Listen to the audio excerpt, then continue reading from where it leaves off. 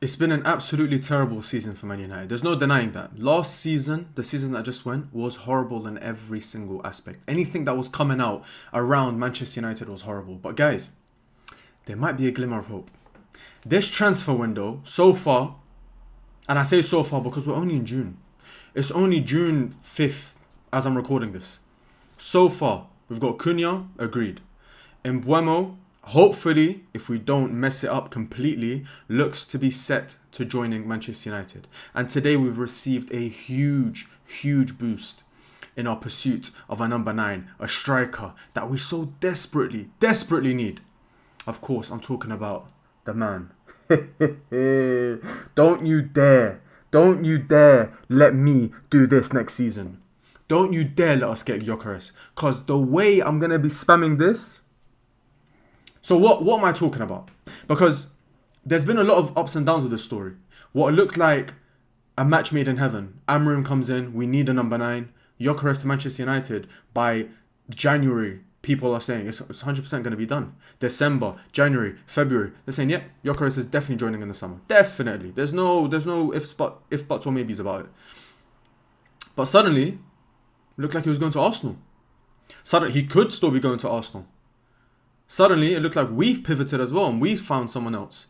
So today, I want to explore that. I want to explore what Gyökeres can bring to Man United, what type of player he is. But not only that, the whole story about the striker position at Manchester United, the story so far with Gyökeres, the story so far with his potential other suitors for the role, and what happened with them, what happened with that storyline, and why we've gone from Gyökeres as priority number 1 to not so much to priority number 1 again.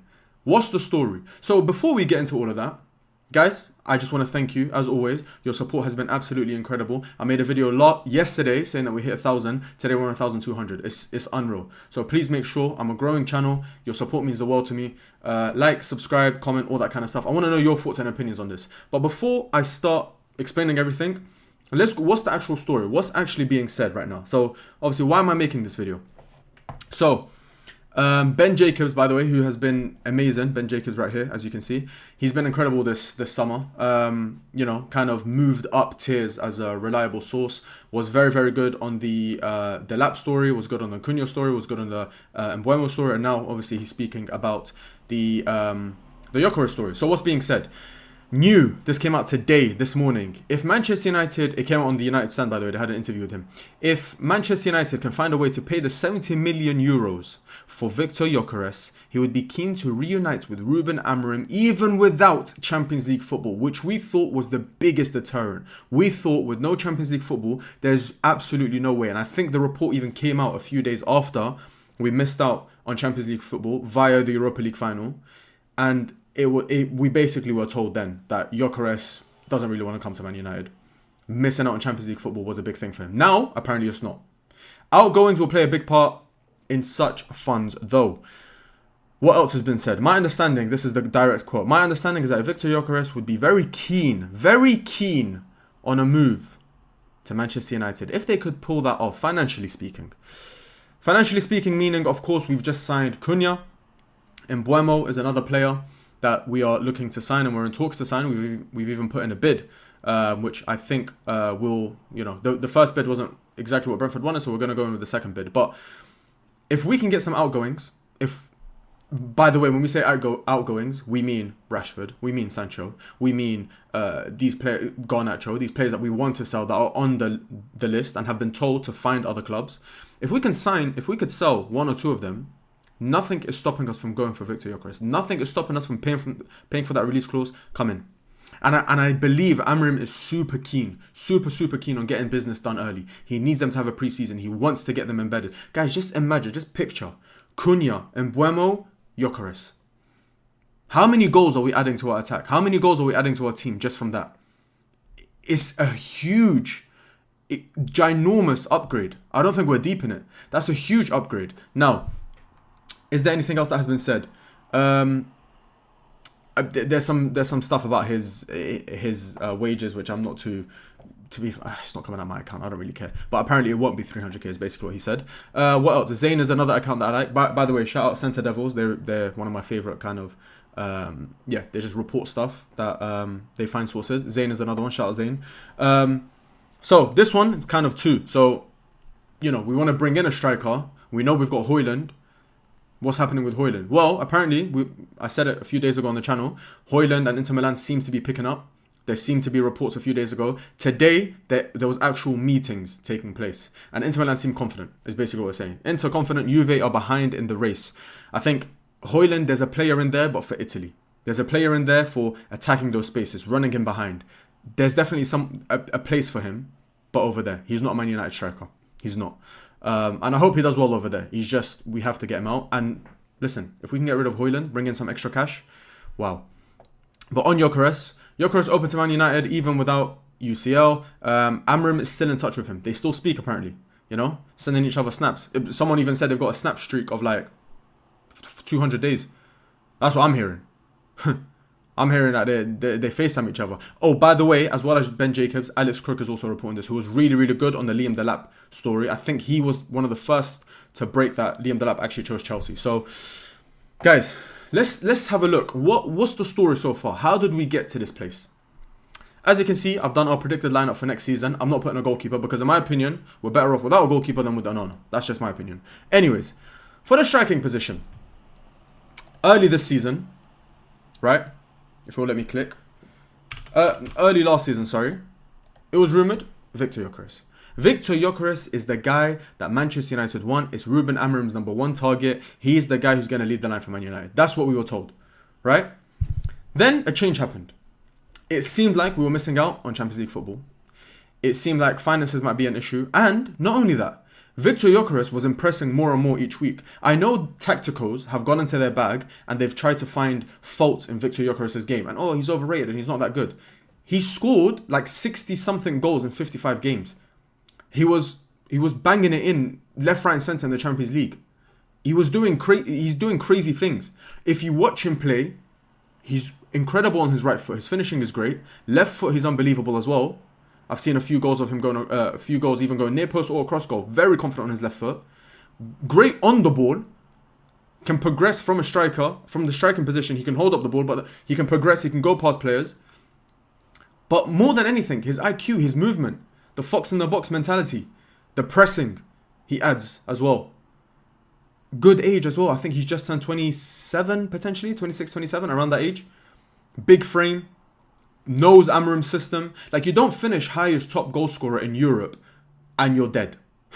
I don't understand this new kind of thing that people are going into their tactical bag and they're looking at Gyökeres and saying he's a terrible player or he's not good enough. Time will tell. Time will tell. At the moment, it looks like a great signing. At the moment, it's ticking all the right boxes. It seems to make sense. So I'm on board. I'll tell you that now. Viktor Gyökeres is my first priority as a striker for me. Let's see what happens. The last time we brought in two Swedish strikers at Man United. Henrik Larsson. Let's not forget. Henrik Larsson. They say don't fall in love with a lone player. I did. I loved Henrik Larsson. And then Zlatan Ibrahimovic. So far, the track record is good. Let's keep it up. That's all I'm saying. So, the talk started dying around Viktor Gyökeres because of that. So, like I said, he continued to impress. Arsenal suddenly looking at him. Arsenal, better team than Manchester United. Equipped with better players. There's not that factor of instability. They're a very stable club at the moment. Pushing on, trying to compete. Not winning anything, but they're trying. That's a little joke for you Arsenal fans. Don't get upset. But suddenly they're looking at Gyökeres. So, Manchester United, what they did, let me put it this to you. Let me put it to you this way. Let me tell you who they targeted. We decided to go for Liam Delap. That's what happened. In a weird way, Viktor Gyökeres was our number one priority. Liam Delap was also our number one priority. Let me explain to you. Imagine Viktor Gyökeres is a steak. An incredible steak. Let's say a steak. Viktor Gyökeres is a steak worth £50. LinkedIn. Can you not see I'm doing my job? Why are you trying to hire me when I'm doing my job? Sorry about that, guys. Viktor Gyökeres is a steak, £50, right? Liam Delap is a burger and chips, £20. You want the steak. Ideally, in an ideal world, you want the steak. There's some some uncertainties around the stake, small uncertainties. Maybe it's a cut that you've never really had before. Maybe it's from a part of the world that you've never really tried. You know, I've never tried Portuguese steak. Steak is steak though. But at the same time, the burger and chips, it does the job. You need to eat something. You see the burger and chips there, less than half the price. It's less than half the price, and potentially, it could be even better than the steak as time goes on. You know, in your stomach, it sits. You rest a little bit. You're like, yeah, you know what? I made the right decision. That's the best way to compare it. Ideally, you want the steak. You're looking at your bank account though, and your bank account is chatting to you saying, don't even think about it. Don't even think about it. So essentially, Manchester United wanted Viktor Gyökeres. That was our number one priority. But when internally they assessed the package, his price, his wages, and the fact that Liam Delap is here, he's available, £30 million release clause, it's a market opportunity, he's got potential as well. There's room for him to grow and develop. They factored it in. They thought about it. Ideal world, dream world, Gyökeres. Realistic world, Delap. So they approached Delap. They went for Delap. Agreed, £30 million, no problem with Ipswich. Now it's up to Delap. Delap had other suitors. More people wanted a burger and chips. Chelsea ended up getting Liam Delap. So it forced us to go for our dream striker in Viktor Gyökeres. That's basically what happened in that scenario. So, other people, you know, that like to get thrown into the mix as well. You've got... How do you spell his name? There you go. Viktor Osman. Osman. I'll be honest with you guys. I don't see a world where Viktor Osman joins Manchester United. I don't see it. As we talk, as I film this video, in one day alone, Al Hilal agreed terms with Viktor Osman. Later that same day, it broke down. This is a guy who in 2023 turned down Saudi Arabia. Yeah, because they couldn't agree terms. 2024 turned down Saudi Arabia because they couldn't agree terms. 2025 turned down Saudi Arabia because they couldn't agree terms. At the moment, let's see what happens and how it progresses. But this is a guy who's turned down Saudi Arabia 3 times. Saudi Arabia. You can have all the ability in the world. If you, yourself, if the people who represent you, if your agency, if your management, whatever it is, if you've got bad people around you, if your motivations are greater than playing for Manchester United, if you've got other interests where it's like, I need this and I need that and I'm this and I'm that. Man United is a very, very fragile environment right now. A player like Osman can't come into Manchester United, in my opinion. He can't be involved in that team. We're a very, very fragile squad in terms of you have to be so careful with who you put in. The manager's still trying to rally the troops. Still trying to get to know the players inside out. You know, trying to develop his own system. The players themselves, there's a lot of players leaving, a lot of players coming in. It's a chop and change environment. You put someone like Viktor Osman in there, I don't think it turns out well. I don't think it turns out well at all. We've done so well to reduce the amount of leaks coming out of the changing rooms and the amount of ununity or whatever it's called, disunity in the change rooms, in the squad. Putting a player like Osman, for me, doesn't make sense. As good as he might be, as great as he might be, how much are you going to pay for him? Viktor Osman, for me, feels like an Ed Woodward signing.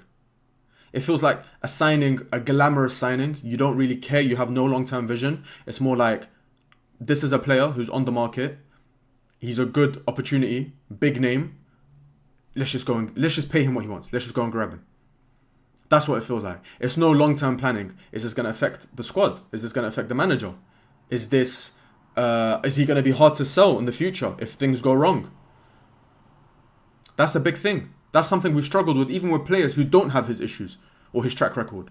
So imagine players who do. Sancho, before he came to United, never, he wasn't known as a guy who, was troublesome potentially or demanded a lot of chop and changes and movement and fell out with coaches and all that kind of stuff. He wasn't known for that. Rashford was the sweet boy. There's a few players at heart. Even Harry Maguire. Harry Maguire, it turns out to be a blessing, But there was a time where West Ham were dying for him. Man United were like, please go. And he's like, no, I don't want to. I don't want to go. What are you guys going to do about it? I'm not going. Again, it turned out as a blessing, but it puts us in a difficult situation. So Osman, I don't see. The other player. And this seems to be a player that I think is on the list of Manchester United, but I don't think it's a player that we are going all out for. I think he's just a name. I think he's just a name on the list. Jean-Philippe Mateta. I'm a big fan. I'm a big fan of Mateta. I think he offers us a short-term solution. And when I mean short-term, he'll give us a good few years. He'll give us a good few years. More of a safe bet, I'd say. Not short-term solution, more of a safe bet. And that you get a good few years out of him. He's already proved it in the Premier League. You know, he's on great scoring form at the moment. He's full of confidence. Seems like a big character in the changing room as well. I don't think it would cost an arm and a leg. There hasn't really been any reports about how much he'd cost, but I'd assume around £30 million. I'd assume. Maybe 40. So Mateta seems to be a player that the fans really want United to go for. But for some reason, we're just not linked with him that tough. There might be something internally. Ruben Amorim might favour Gyökeres, which I completely understand. And if you think his output is worth twice as much as Mateta, then 100%. I back the manager in that. Now, if Gyökeres doesn't work out, because again, Manchester United want Gyökeres. We need to get this done soon. We need to get this done very soon. Why?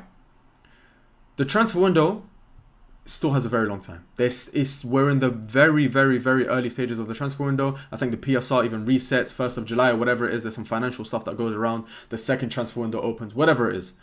A lot of teams are going to be active later on. If we delay this, Arsenal are in a position now where they've agreed terms with basically Sporting. They already know what's happening with Sporting. It's a release clause, whatever. But also, they're chasing, an agreement with Leipzig around Sesko. Once they have both in place, they're going to make their pick. Is it Sesko or is it Gyökeres? The reports are coming out that Berta favours Gyökeres and Arteta favours Sesko. So I hope that they go for Sesko so that we have a free shot at Gyökeres. Again, Gyökeres is probably more open now to the move than he was before. Remember, I said that Gyökeres, after the Champions League Europa League final, after our loss in the Europa League final, there were reports that he came out, or whatever, I don't know, he obviously didn't come out, but there were reports around the fact that might hinder Man United's ability of getting Gyökeres, because he wanted Champions League football. Now we're hearing it's not the case. Why? Because maybe he sensed a shift from Arsenal and that they're going to Sesko. Liverpool aren't in for Gyökeres. Chelsea aren't in for Gyökeres. Who else? Apparently, Juventus are looking at him, potentially, but Gyökeres wants to play in the Premier League. Saudi, apparently, are in for him. But again, I think Gyökeres wants to stay in Europe. He wants to prove himself in the Premier League. He wants to move to a big club like Manchester United. He knows Amorim, and I think, listen, we can talk Man United are poor, Man United are this, Man United are that. A lot of people, Gyökeres is around my age. He grew up on the great days of Man United. That plays a part. The chance to be integral to a team or a project where you take Man United back. Again, it feels like we've said this so many times, but it still appeals to players. Players still want to be. Also, Bruno Fernandes staying, Cunha bringing in, and Mbeumo bringing in. Suddenly, people are looking at it like, oh, they're cooking something. They're cooking something. I don't know what they're cooking. I don't know if it's a grill. I don't know if they're frying something. Maybe it's just a little, maybe it's like a low heat, but something's happening. I know something's happening. So maybe I want to check it out a little bit. So it became more appealing to Gyökeres because of a lack of suitors. And the way fate happens, the way fate has prevailed, Gyökeres became more suitable for us because the lap fell through. Because Osman is moving a bit mad. So, I hope Man United speed this up. I hope we start making a move for him soon. Otherwise, I'm scared. Because if we don't get Gyökeres, who do we get? There isn't much. The lap's gone, like I said. Osman is unrealistic. Who do we get if we don't get Gyökeres? I showed you Mateta. That's one option I wouldn't hate. I would prefer Gyökeres though. I would prefer Gyökeres. I think Gyökeres adds a lot to our team. Goals we're dying for it. Like I said, imagine Gyökeres hits the ground running and gets goals for us. Imagine it works out. With Cunha and Mbeumo behind him, who are already Premier League proved it in the Premier League, have scored goals in the Premier League. A lot of goals. Imagine that. But who do we get if it's not him? Mateta is an option. Mitrovic was rumoured in the past few days. I don't think that's a liable option. For me, it's all or nothing with him. For me, we have to get this deal done. We have to get this deal done. I don't see a world where we don't go all out for Gyökeres. And this is why I'm so, I'm just pleading with Man United. For us to move forward, for us to get the targets that we want to get, and we've been so fortunate. Mbeumo wants to join us. Gyökeres is saying, because of the way things have transpired and things have happened, I'm open to coming to Man United without Champions League football. Things could have gone very differently. Mbeumo might have not said yes to Man United. He might have just told Brentford, you know what, you guys do what you want to do, and then, let me know what happens, and I'll make my choice then. And then it started a bidding war that we would have been priced out of. Gyökeres might have other suitors, might have had someone from Spain pop in. Liverpool might have looked at him maybe a bit harder, and suddenly we're out of the race. Things have gone our way this transfer window, and we are holding ourselves back if we don't push for sales. Luis Diaz apparently is not going for Barcelona. Why are we not on the phone to Barcelona right now saying, Marcus Rashford, let's talk. Let's talk. How much? He's ready to come to you lot. He wants to play for you lot. We want to sell. How much? Sancho, Galatasaray, go join Osman, bro. Garnacho, Napoli. Napoli, you guys came in for him in January. What are you saying now? What are you saying now? I know you need a player like Garnacho. You got rid of Kvara and you won the league. Imagine what you could do with this guy. Conte staying. Inter actually showing, I don't know how, they're showing interest in Højlund. A team wants Højlund off us. Why are we not pleading? Why are we not begging? I don't care how much money we get for these lots. In my mind, we're getting a decent amount. We're getting a good amount. We're not going to sell Højlund for flipping 20 million, are we? We're going to get a good amount for Højlund. We're going to get a good amount for Rashford. But the wages we're saving as well. The chance to get rid, to really start a project, to really start a rebuild. That's more important than anything for me. We can't let this opportunity pass us by. We can't. Viktor Gyökeres has to join Manchester United. I won't have it any other way. Let me just quickly refresh my Twitter just in case I've missed something. Because I know with Twitter it's always breaking and stuff is always moving. It feels like, by the way, the past few days have gone so... Man United have just exploded the past few days. There's stuff coming out about Mbeumo. There's stuff coming out about Gyökeres. There's stuff coming out about Højlund. Everything is moving so quickly. Bruno's staying. It's gone mad. Hopefully this is a sign of things to come. Hopefully we really do rebuild. But Man United, don't you dare deprive me of this next season. I need this at my club. I need it. Guys, as always, let me know your thoughts. I'm always open for a conversation on this channel. If you have reservations about Højlund, God forbid. I have reservations about Højlund. If you have reservations about Gyökeres, tell me why. What is it about him? If you think Gyökeres is the player we should be getting, tell me why. Let me know in the comments below who else we need in our team. Any videos that you want me to do. Because I'm always open to making new videos just for you guys. And as always, I will see you very, very, very, very soon. Mwah.